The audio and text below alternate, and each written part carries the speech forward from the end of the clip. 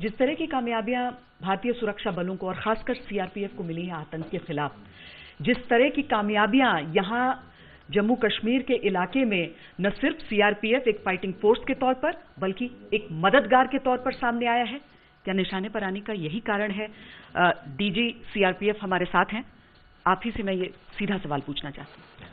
यहाँ की जो सिक्योरिटी सिचुएशन है, जो यहाँ पे तंजीमें काम कर रही हैं और जो यहाँ की कानून व्यवस्था की सिचुएशन है, दोनों में सीआरपीएफ की बहुत अहम भूमिका है।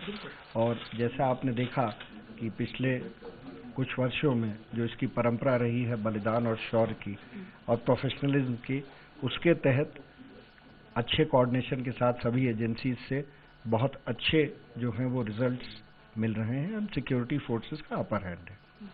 सर, चूंकि सीआरपीएफ एक ऐसी फोर्स है ना जिस पर पत्थर भी पड़ते हैं तो वो उन हाथों की भी मदद करती है जब जरूरत पड़ती है।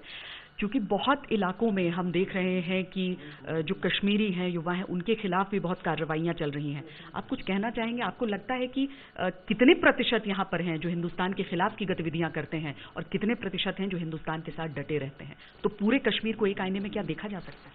देखिए, the CRPF operates under the ambit of law. जो भी बंदूक उठाएगा उसके अगेंस्ट सीवियर कार्रवाई की जाएगी and he will be neutralised. यहाँ तक लॉ एंड ऑर्डर सिचुएशन की बात है, we treat the law and order situation as per the law of the land and as per our SOPs, and we make sure that the law and order situation does not have an adverse impact on the operations.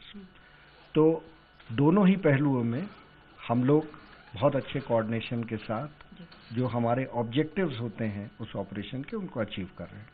क्या जवानों से आपने बात की है? Morale किस तरह का है? क्योंकि अपने साथियों को उस स्थिति में देखना, संयम एक तरफ है लेकिन उसके साथ वो दर्द भी तो है। देखिए, दर्द निश्चित रूप से है, हमारा लॉस है, लेकिन इस फोर्स की परंपरा रही है शौर्य और बलिदान की।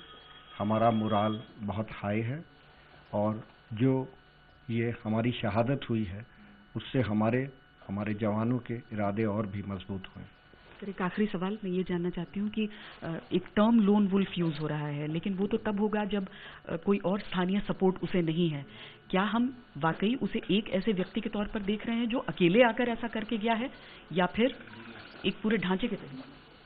वो अभी इन्वेस्टिगेशन चल रहा है, इन्वेस्टिगेशन में पता चलेगा। मौके पर अभी एक गाड़ी की बात हो रही है जो कि एक्सप्लोसिव लेडन थी, उसमें एक व्यक्ति था या और व्यक्ति थे, ये भी this is also a matter of investigation. मौके पर और गतिविधियां कोई सपोर्टिंग टीम द्वारा अभी उसकी जो है वो प्रथम दृष्टया एविडेंस नहीं है, लेकिन it is a matter of investigation कि how this device was created and how the whole plot was hatched. पूरे देश की संवेदना और समर्थन आपके साथ, मैं आज तक के जरिए आपसे यही कहना चाहूंगी। बहुत धन्यवाद भटनागर जी, हमसे बात करके। Thank you.